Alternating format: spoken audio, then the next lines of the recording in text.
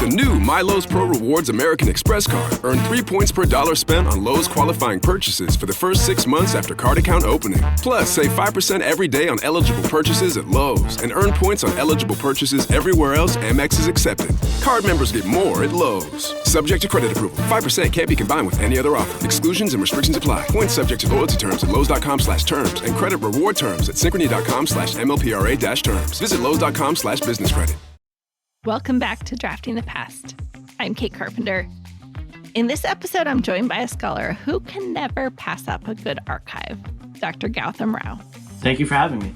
Gautham is a historian of American law and politics and is an associate professor of history at American University in Washington, D.C.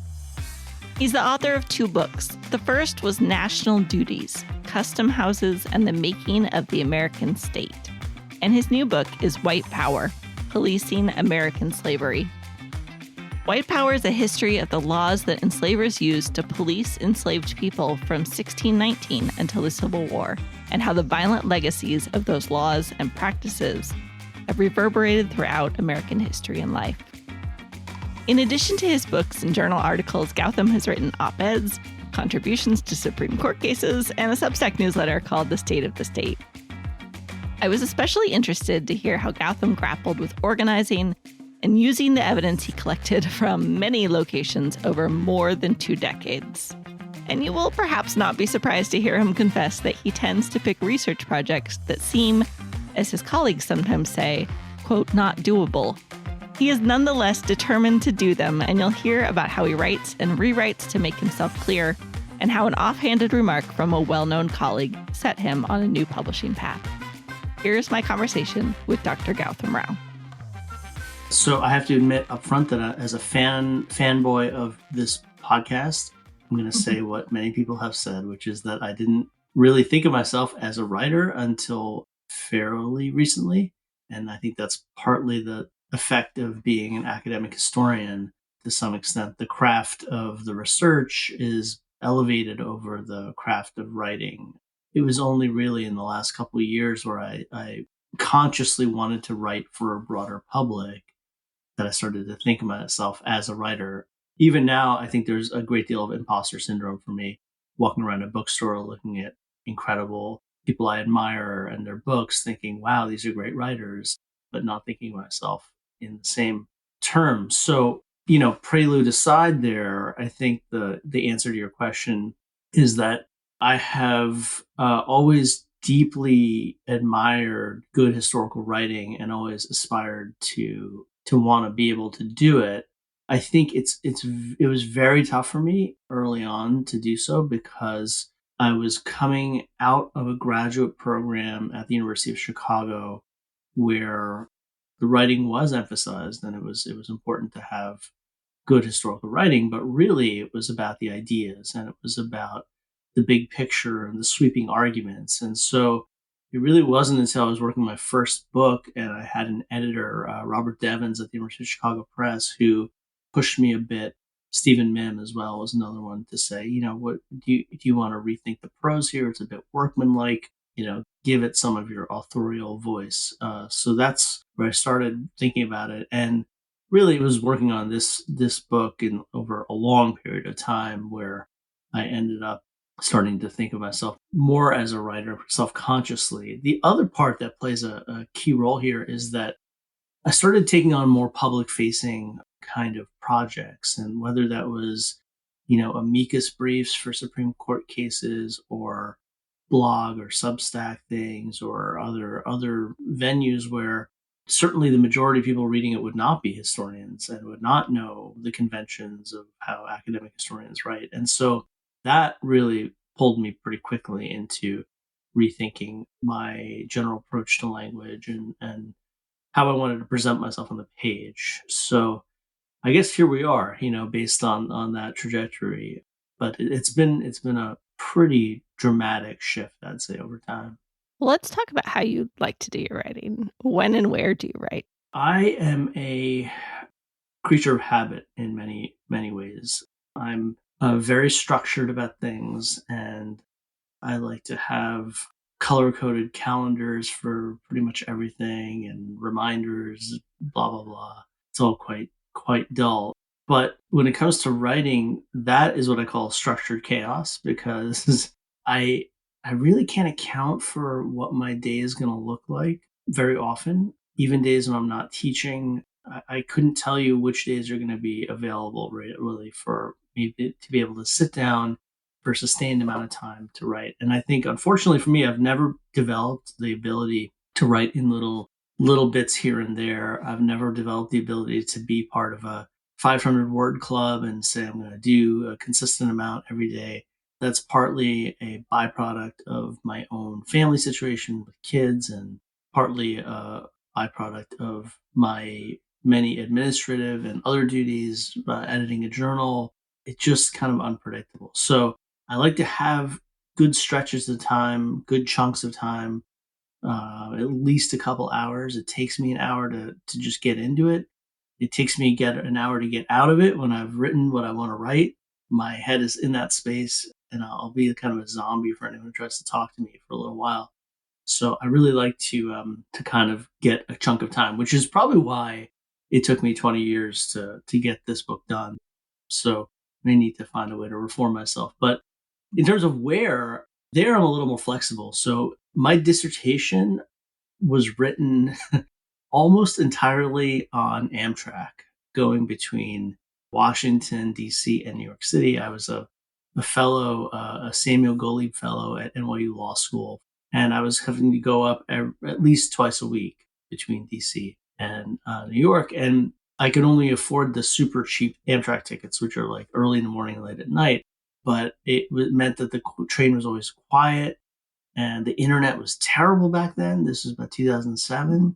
So you couldn't screw around and look at fun stuff on the internet. I was left with only one thing to do. And it ended up being, I'm not exaggerating when I say it was written majority on that Amtrak. So I called it the unpaid Amtrak Fellowship. But otherwise, I love my office at work. I've spent some time there. It's quite lovely. American University campus is beautiful, and I'm blessed with a lovely corner office that gets lots of sun and great views. We had to do some renovations in our house a couple of years back, and I finally got my own space. I have an office in the basement where I work, oftentimes interrupted by two cats, but it is otherwise quiet, and I do enjoy that a great deal. My vision has never been superb, and so I tend to need a pretty big screen if I'm going to be doing serious writing and editing. That's a more recent development. No, an unintended side effect of this podcast is that I have come to have great envy of people who have an Amtrak commute on the East Coast. What tools and systems do you use to organize your research and writing? So again, compared to many of your guests, I'm going to sound like a dinosaur here. I go from small little notes to myself that are pretty disorganized, oftentimes on index cards that are always nearby. I started using a Remarkable tablet a couple of years ago, and that's been incredible for organizing. I couldn't tell you how many index cards I've lost over the years with the ideas thereupon. But the Remarkable is a great tool for being able to ensure that stuff is not getting lost. So I've started using that more significantly in the last couple of years to keep notes. So I go from there. The next step is a research log, which is kind of updated daily. Even if I do nothing, I'm very dedicated to writing. I did nothing today, but just to know where I am in the process for what I'm thinking about, and to be able to remember, frankly, what I've done, what I haven't done, what I've meant to do. And then we really get into the archaic approach. So I use Microsoft Word documents to collect notes. I just write notes on them. So that could be cut and paste from PDFs, that can be transcriptions from archival sources. And I'll have a bunch of these based on, roughly speaking, I'll save them in a kind of like folder that I'll say chapter 1, maybe chapter 2, maybe, who knows. But I just want everything in one place that might be connected to the idea I'm thinking about. And then the next thing I do is I cut and paste all the text into Microsoft Excel spreadsheets. And here, the thing that I've come up with is that for everything I put in there, I have 2 columns One is called Code 1 and Code 2. And I use a keyword in those codes so that later on I can just sort based on the code. And I'll have, roughly speaking, stuff I need for if the code is introduction or chapter 5, then the stuff will kind of just appear when I sort it. So that's my approach. I've tried to reform myself over the years using different kinds of things like Zotero, and there was a brief moment where I was using this sort of all-in-one note-taking, word processing, and I just could never wrest myself away from what I knew. So my students make fun of me relentlessly when I tell them this and say, "Professor, you're wasting so much time," which is probably true. But again, I mentioned a creature of habit, so it's tough for me to get away from that method. Then when it comes to research to writing, again, I use Word documents and go at it in a pretty orthodox manner, I think, of just trying to get quotes on a page, structuring the quotes based on how I think it might work as an argument, and then writing out around those quotes. I want to go back and get in the weeds on something completely selfishly because I have a remarkable tablet, but I have not figured out how to make it work in my process. How do you use it? So again, this is my weird. The way my brain works is that I tend to be hyper focused on things, but then occasionally I'll just come up with a thought that I'm like, oh my goodness, I really should follow up on that. That could be central to this chapter or this part. And so I found Remarkable is great for that kind of thing, where I'll just have it next to my desk, and as I would a note card or notepad or whatever. And I made it a habit that by the end of the week, usually at least once, I'll review that. I call it the scrawl page on my Remarkable. You can label each page. So I just call that scrawl, and I'll just go through it. And then if there are ideas that I think, oh, that was a good one, I should have, that was a shockingly good idea. So then I'll take that one and try to, work on it in the other formats that I mentioned. It's great for also like library research. I found, going when you're in an archive or library, it's easy to take a lot of photos in an archive, right? It's much easier to remember why you took those photos. Oftentimes in the past, I'd just have 150 photos and I'd be like, why in the world did I take that one? What's going on there?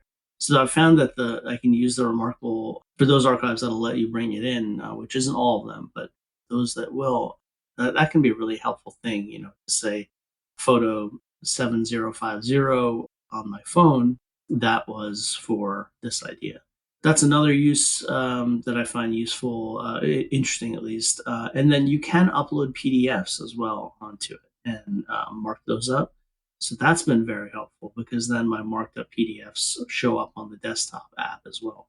So that's kind of how I use it beyond department meetings or for my journal, those meetings. That's all my notes go to that. It sounds like you're kind of writing all the way along when you're doing your research. Is that true? Or is there a point where you're like, okay, now I'm writing the project?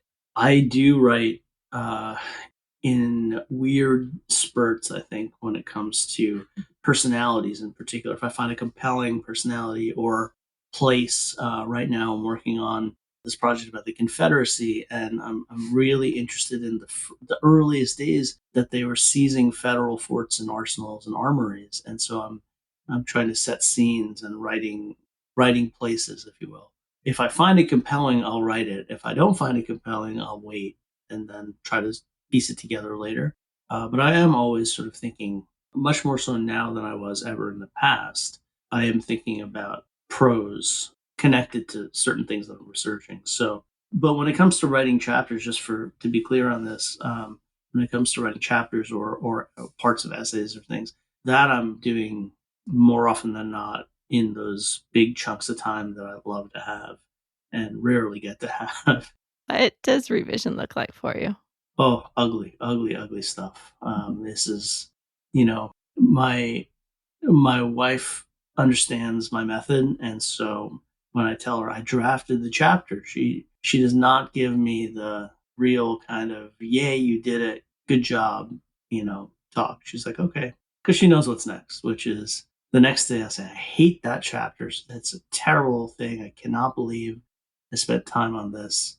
it needs to be redone entirely. And then I do this all the time. I will rewrite the entire thing.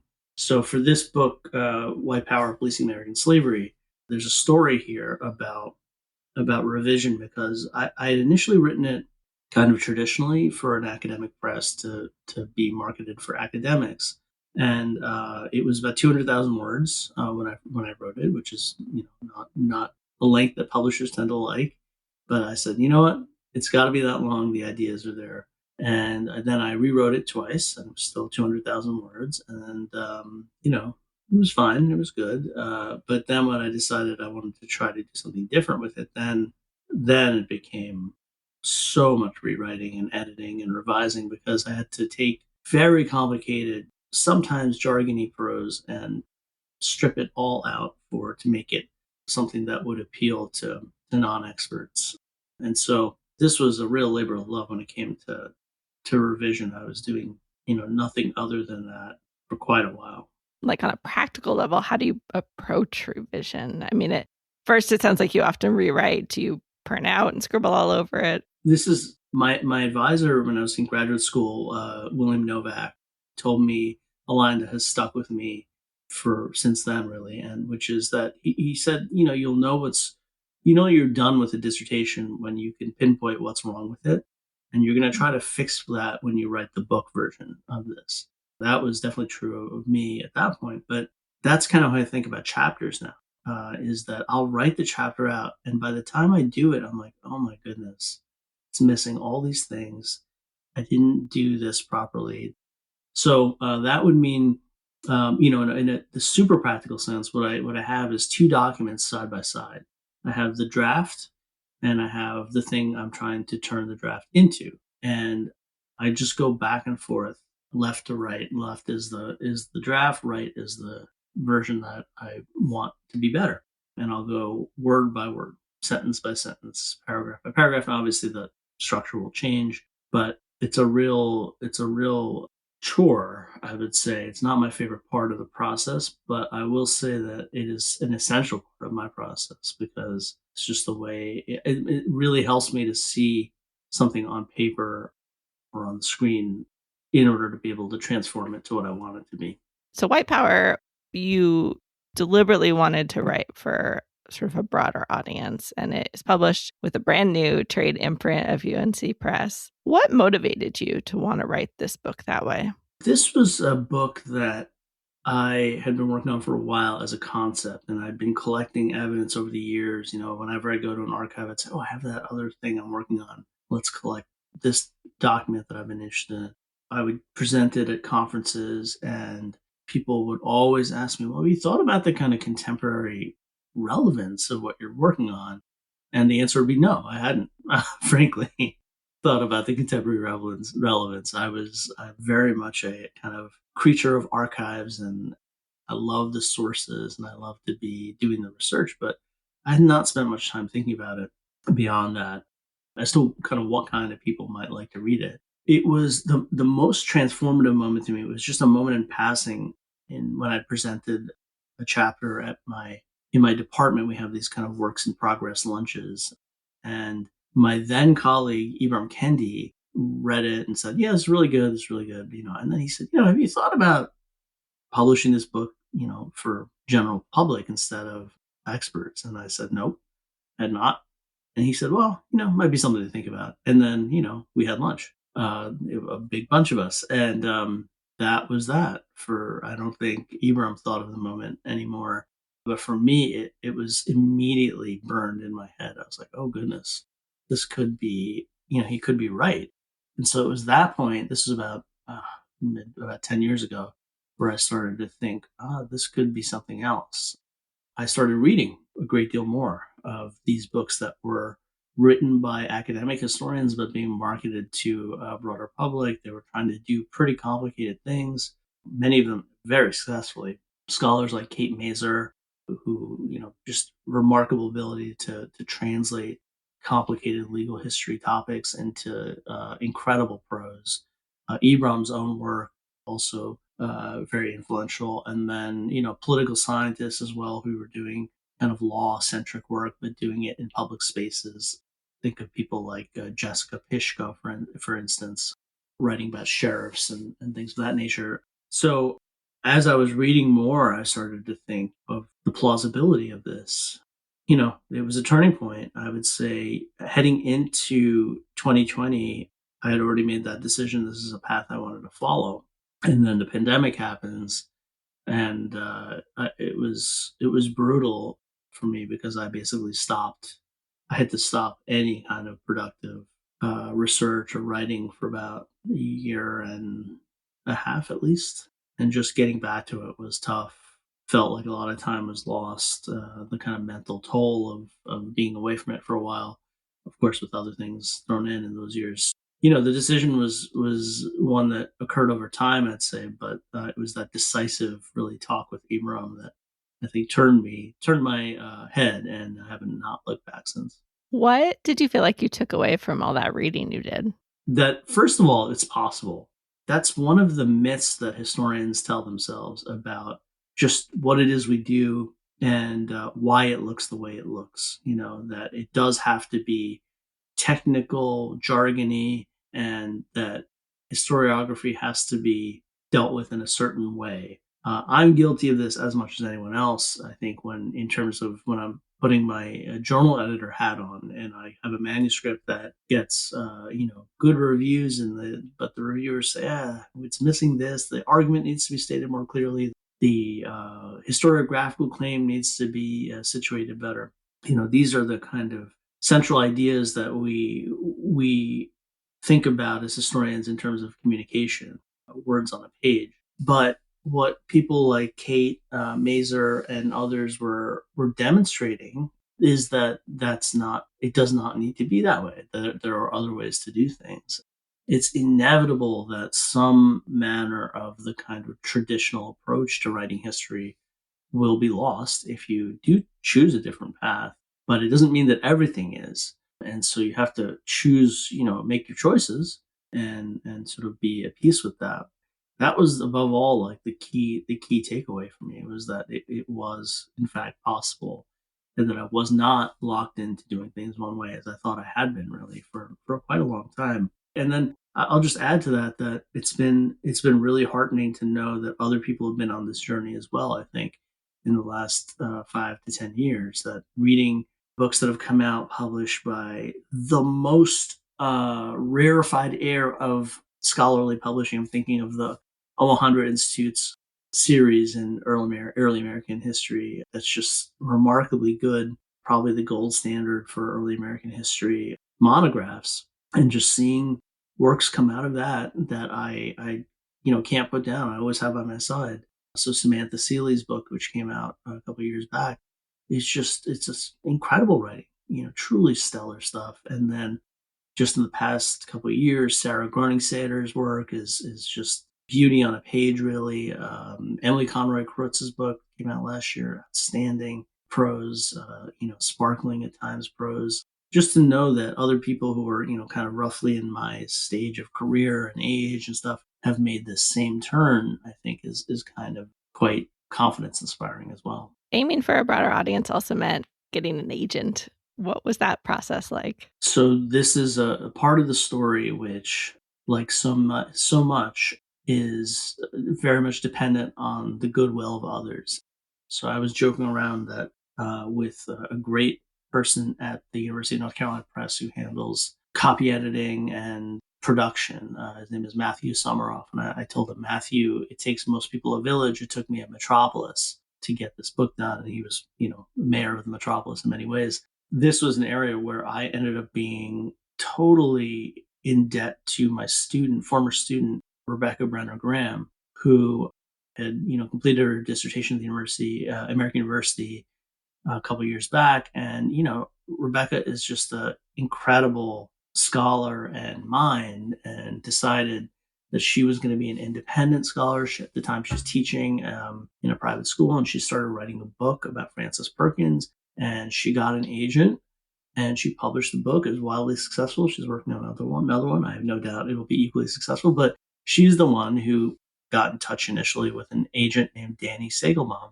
Danny now is part of Arc Literary, and when I met her, she was working at a different agency, but I had tried to contact other agents, and I quickly realized that nonfiction is not exactly a market which is an agent's favorite.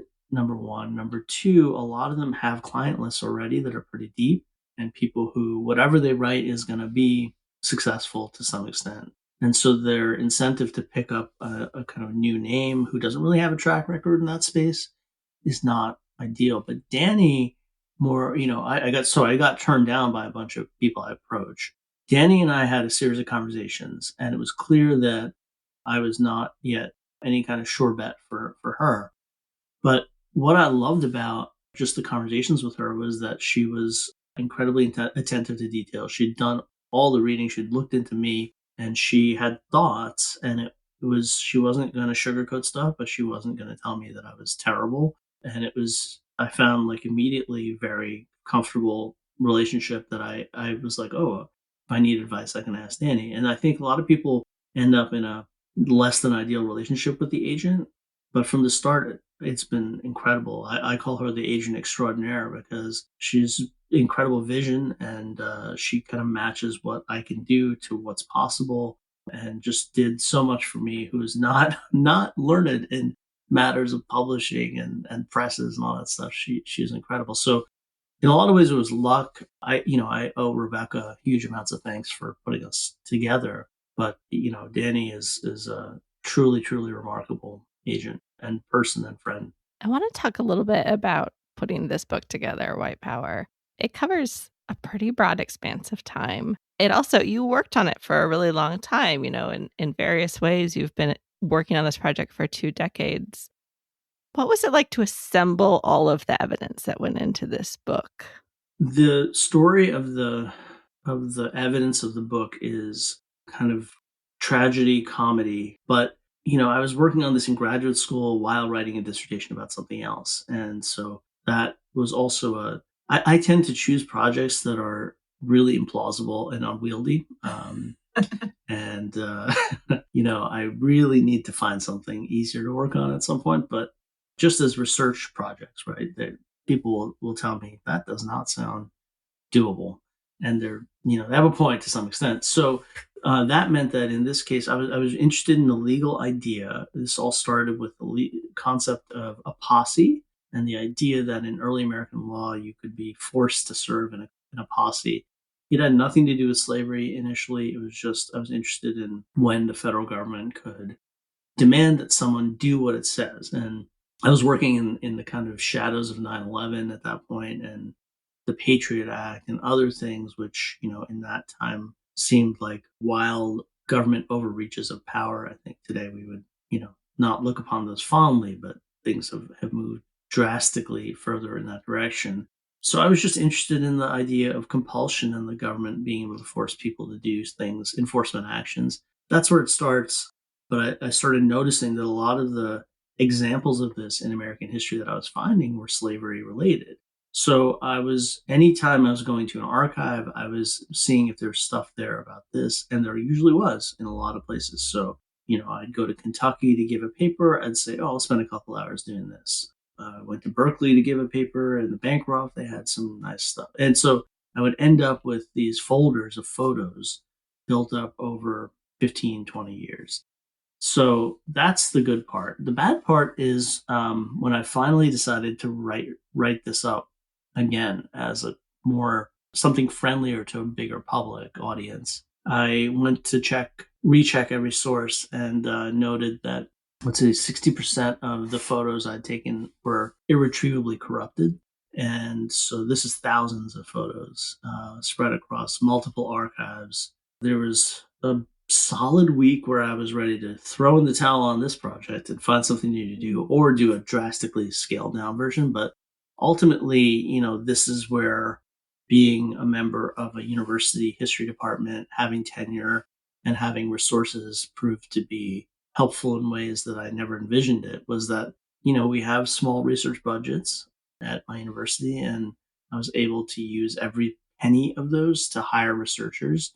And luckily, I'd kept logs of what I'd taken photos of, recreate as much as I could what I had been working with, rereading evidence over that you'd read years ago, you're going to find new things as well. So in a way, it was better, but also emotionally, it was not better. It was bad. It was very bad. But that's partly why I ended up being able to rethink big chunks of the project, was that very unhappy accident. But it's my habit now where I do always try to work in an archives trip when I'm doing something else. And the joke in my family is that includes vacations, where we'll find ourselves in Virginia, and we were in Richmond for a couple of days. And I said, I'm just going to go off to the Virginia Museum for a few hours. And my family has learned to tolerate that little tick of my personality. So very much a collector in that regard. And then I'll try to piece it together. That results in a pretty massive pile of evidence, I imagine. How do you sift through that and come up with something book-shaped? So this process is the sifting through of evidence process for me is where I find the joy. This is one of my real things I love, is going through the documents, and the moment of discovery really is just what I really look forward to. And so I have a pretty, just to go back to the collection of documents stuff and the collection of photo stuff. So I've become quite neurotic about backing up materials. And even, this is true, even before I had this catastrophic loss of sources. But, this is a nuts and bolts thing, but I'll mention it, is that what I do now is when I'm in the archive itself, I'll create folders in a Google Drive page, and I am sure while I'm in the archive to upload everything into the folders. And then when I get home, I'll upload everything into my university OneDrive account. And then I'll upload everything into a Dropbox.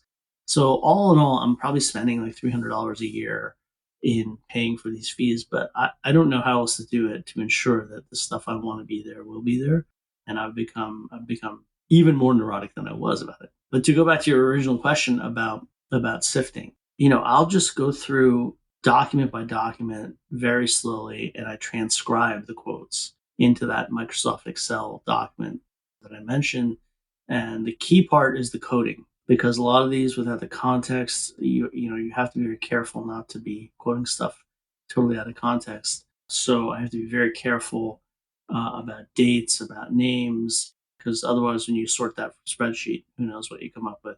But that's basically it. I'll have the spreadsheet open, and I'll have the PDF open or the JPEG, and I'll literally transcribe word for word into that spreadsheet. And so that can be, for me, more time consuming than the writing process. But sometimes when you're doing it as well, that's the other thing, is that when the quotes are so good, sometimes you say, oh gosh, I should write that up. Quick paragraph, I'll take a break and I'll just try to write up a quick paragraph. And is never what will end up in the article or book, but I find it useful. If it's something that I find fun or interesting, then I'll run with it. You tell this history by sort of highlighting key moments in citizen policing of slavery and race in the U.S.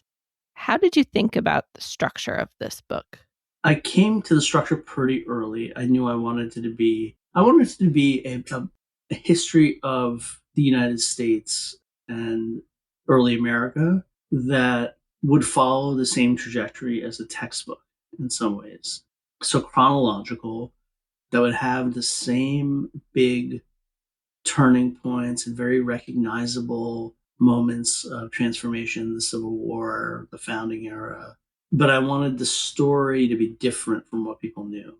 That meant, so I was kind of locked into a traditional chronological narrative that would follow the basic structure of what you might see in an AP history course or a U.S. History 101 survey class, but recognizable and key signposts, key turning points, beginning in a recognizable place, ending in one as well, and then changing what people are going to find. That's not going to be the traditional kind of Whiggish narrative of, let's say, the founding era. Instead, it's all going to be about enslaver power leading to the Fugitive Slave Clause, or the Civil War is not going to be chiefly about battlefields, but rather about the panic of a vacuum of enslaver power in the Confederacy. So yeah, I was sort of being a little playful there, or trying to be, with the familiarity of basic things, but then shifting around the narratives. You are a legal historian, and I was very impressed that you were able to it is in many ways a history of law and how law changes in the country, but you really focus on individual accounts, you narrate events so that as a reader you can connect to the narrative. It's not just sort of a dry legal account. How did you weave those parts together? In part, I really benefited from a bigger shift in the field of legal history. And here, had this big advantage of being the Law and History Review editor now in my ninth and final year of doing so. But there, I've been privy to seeing a big shift that's been underway for a while, but really kind of upfront, front row seats here, which is that legal history used to be the domain of kind of stodgy old dudes writing about judges, and partly reverential, but also kind of about the courts being the center of the action. And that has changed over time. We're just a couple examples here. Scholars like Margot Canaday and May Nye, mentioned Kate Mazer before, and Sarah Groening-Satter. These are all examples of scholars who are legal historians, and they're doing like cutting edge legal history work. But their stories about people chiefly, and their stories about power and place and structure as well, but less so about technical legal doctrine, or when those things happen through technical legal doctrine. Again, it's translated through lives and events. So, having seen this, and we talked a little about having done a ton of reading period while I was working on this, I knew it was really important to be able to tell the story that may be about writs, ultimately legal writs, but the story will work much better as a story if I can tell it through the people, through the lives of the people who found themselves subject to those writs or whatnot. That's one thing to say that. It's another thing to be able to do it. And I think this, if there was a real challenge here, as a writing enterprise, for me, it was translating the legal stories into the kind of mini biographies or episodes that I was trying to tell, without losing the kind of legal significance over time. This isn't a social history. I'm not a social historian. And I think there are ways of telling the story of lives and events and places without being one thing or the other. But for me, this was the toughest part. Now, there's a kind of corollary to that, which is that when you're dealing with enslaved people who are the targets of laws, and trying to tell those stories, well, you're dealing with a twofold problem there, which is number one, enslaved victims of these at times horrific laws are not going to leave behind lengthy paper trails. And number two, the paper trails that we do have tend to be written by the people who benefited most from those horrific laws, which were the white enslavers. And so having to read against the grain a bit of those lawmakers and their laws and the way they're put into practice was another very significant challenge, to be able to tell the stories without falling prey to regurgitating kind of the official line. Were there any stories you wanted to tell, but the archive just didn't make it possible? Yes, several, many, I should say, especially in the early period, where the way these slave patrol records work, for instance, is that they're really rudimentary. They may say something like, so and so patroller didn't show up, and so I would start digging around for that patroller to try to find out why they didn't show up. Are there any other court records, any sort of property disputes? Maybe I could get some sort of death, upon death I could find an inventory of property or something, like anything that I could tell this person's story. And I probably looked for 40 or 50 of these folks, and found zero that was going to be helpful, as one example.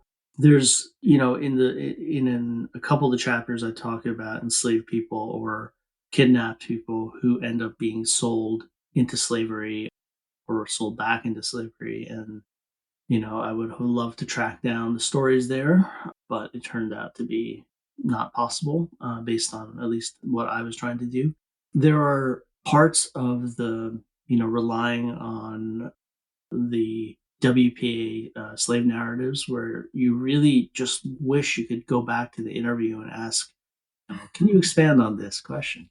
But I know, the list of questions is oftentimes predetermined and the interviewers were looking for certain kinds of information. So that was another area where I really dug around trying to find more information on a couple people who had been interviewed, and I was hitting brick walls. So I had to really kind of limit my use of those. So just a couple examples. I mean, there's many more. Ultimately, Reconstruction. I had never studied Reconstruction in earnest, and I understand why it's so hard now in terms of layers of authority and the sheer number of things going on in any given place at any given time.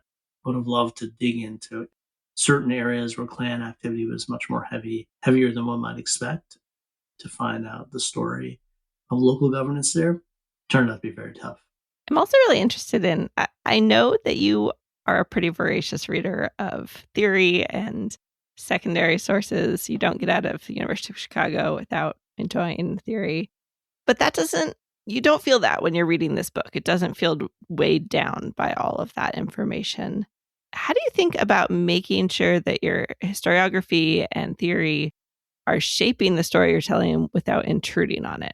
That was probably the biggest challenge for me in terms of the conceptual aspect here, because I do tend to think of things in theoretical ways, and this project was no different. I think going back to grad school, when I was heavily as an undergraduate, I did very little else than theory, and I'd done a bunch of study on the Frankfurt School in particular, but I was interested also in post-structural theory and things of that nature. So it's just the way I tended to think about things.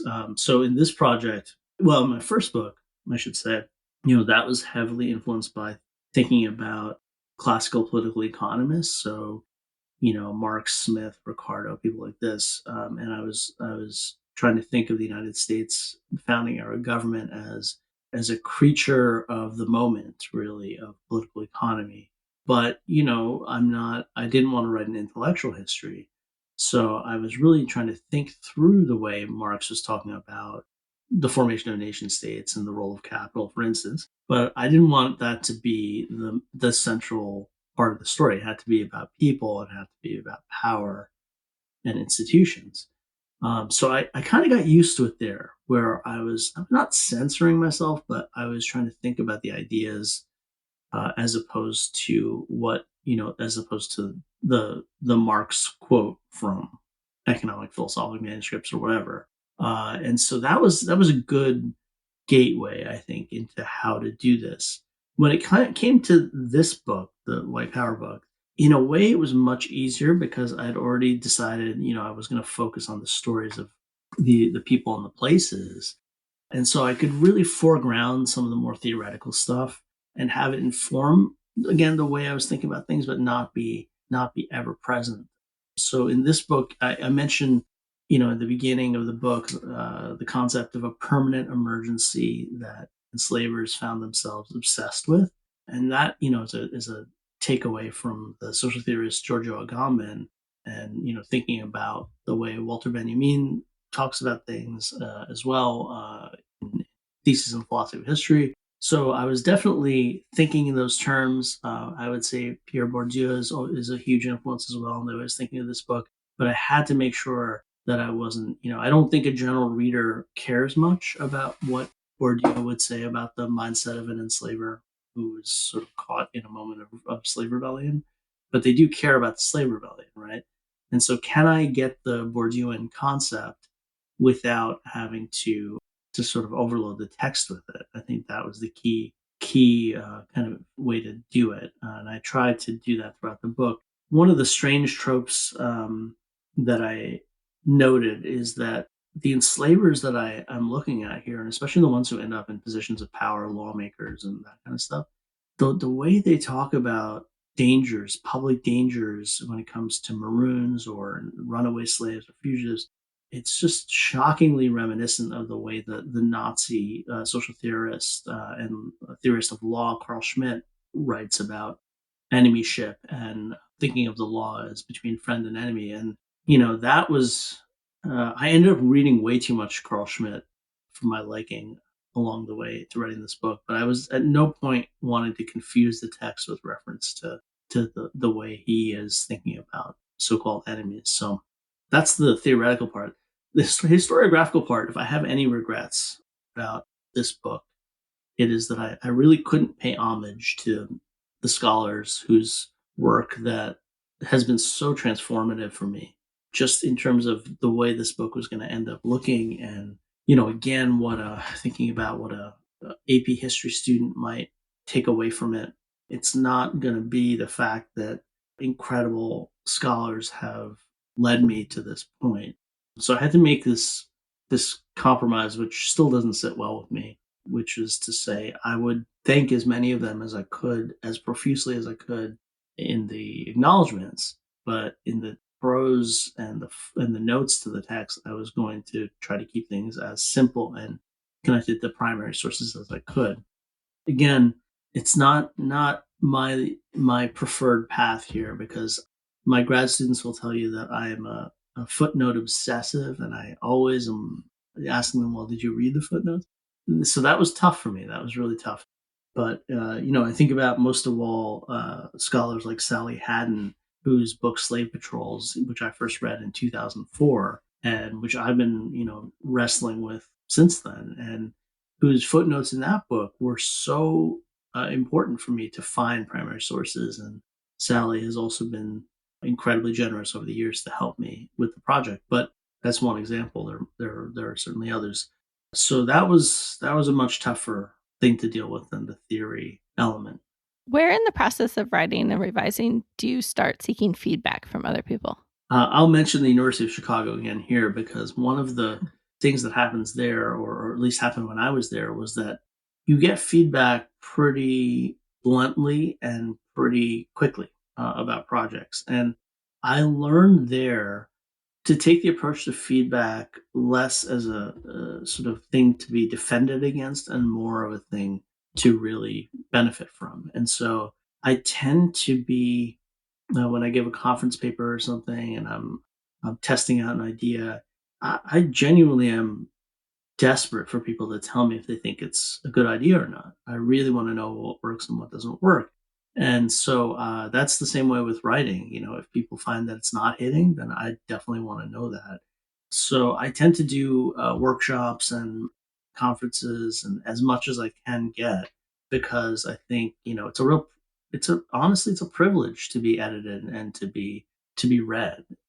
And so I'm part of these networks, and I'm like, you know what? I have this opportunity. I may as well take advantage of it to try to put my stuff out there. So, there are times where it's not gone really how I would have wanted it. I remember doing a second book writer workshop at the Society for the Historians of the Early American Republic.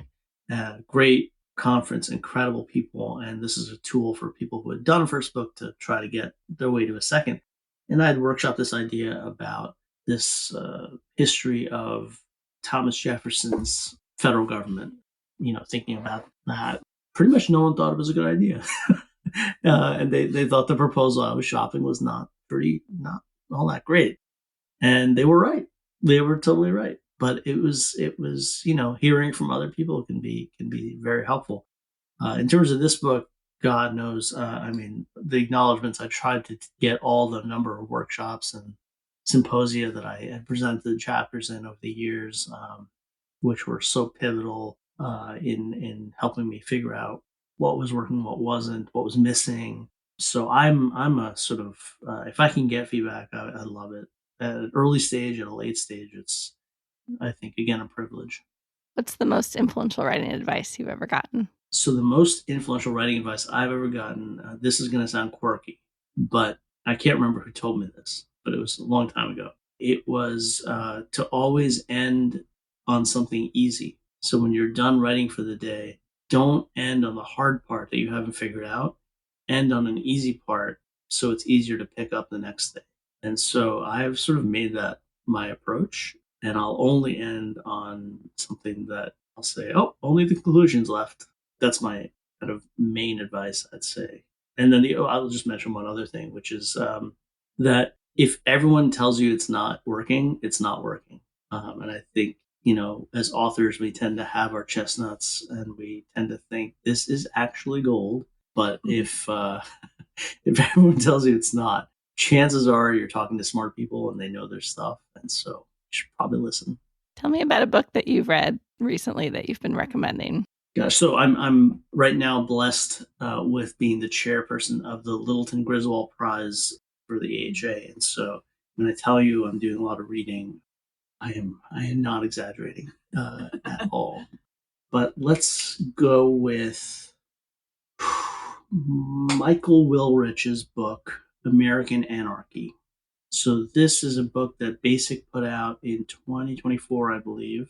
So it is, written by a legal historian, Michael Willrich of Brandeis, and it's a beautiful book in terms of the way it is written as a sort of series of overlapping biographies, but also just hitting on things that you will know.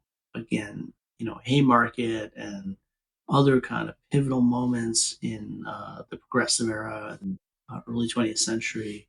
But it's telling the story of radicalism, American radicalism through kind of lives. And I think, in a weird way, the radicalism seems a lot less radical when it's connected to biography and to a kind of intimacy that he builds into the prose. And I think that's the beauty of it and why I find it so compelling. But it's yet another example of writing sophisticated histories of legal and political thinkers and moments and pivotal events, but doing it in a way that makes it accessible, I think, to a broader reading public. Before I let you know, I do want to know about what you're working on next. So I know you mentioned earlier a project on the Confederacy, but I've also read that you're working on another fun book. What are you up to?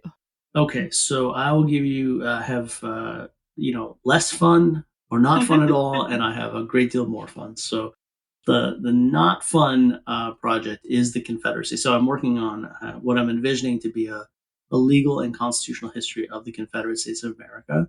And so it is a bit of a purposeful misnomer there, because ultimately what I'm trying to think through here is just how force and compulsion was standing in for the rule of law in a lot of ways in the Confederacy. And so the parallel to a republic of enslavers, I think, is pretty hard to escape. So trying to measure the extent to which the master-slave relationship, if you will, ends up being part of the way that the government of the Confederacy is functioning. Early stages, and like I said before, I tend to choose wildly unwieldy projects, and this is certainly in that category.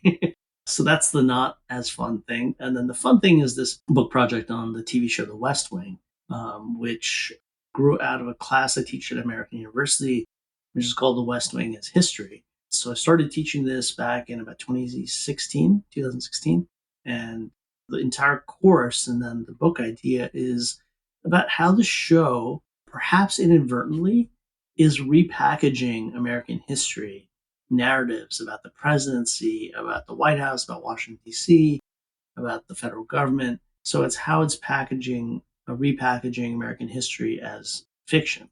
So trying to uncover some of those precedents and personalities that the show turns into the story of Jed Bartlett and his senior staff and whatnot. So that's been, it's an enormous joy to teach that class and to see all my colleagues are very skeptical that 18 to 20-year-olds can care about a TV show from 1999, but they're really invested in it for different reasons. And so it's a real source of inspiration and energy for me. I've been working on this on the side for a little while and working up a book proposal with my agent, and trying to think about it as a book. As we've learned in sort of preliminary approach to this, really tough moment for playful histories of American politics right now, where things are pretty dark and gloomy. So maybe the timing isn't quite right for that, but I'm still working on it. I'm envisioning it to be a kind of shorter book, but one which both people who know the history of 1990s politics and the Gingrich Clinton stuff and that kind of history, but also people who are interested in the show itself might find something fun and useful to read. Terrific. Well, Dr. Gautham Rao, thanks so much for joining me on Drafting the Past and talking with me about your book and your writing process. Thank you so much. Thanks again to Dr. Gautham Rao for joining me on this episode of Drafting the Past. And thanks to you for listening. You'll find links to his books, as well as the other things we mentioned on this episode in the show notes. If you love the show and you want to support it, but you maybe don't have any spare cash to become a Patreon supporter, please leave a review in your favorite podcast app. It really does help other like-minded history writers find the show. Until next time, remember that friends don't let friends write boring history.